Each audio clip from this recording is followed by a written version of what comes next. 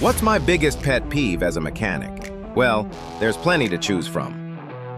Working for warranty time, getting paid flat rate, service writers who don't charge for diag, Corvette owners. All valid candidates, but I'd have to say my biggest might be when I fix something, it goes to shit, and then I have to turn around and spend another weekend off just to fix it again.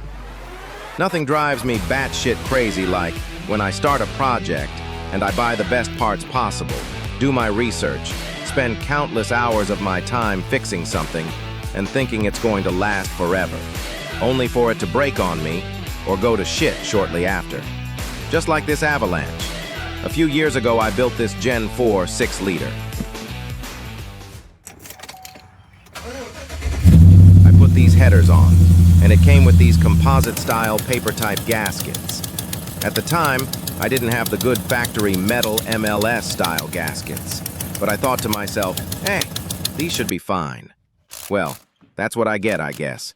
Now, I don't want to bash any particular manufacturer. Some people think these gaskets are great. This is just my personal experience. Maybe these don't work well with headers. Steel gasket compared to our replacement Felpro gasket, the MS 92467, which is a proprietary. But let me show you what to do with these parts.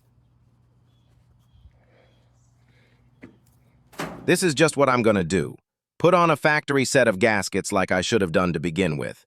Hopefully I get more than a couple of years and can drive more than 10,000 miles before these start leaking again. Who knows?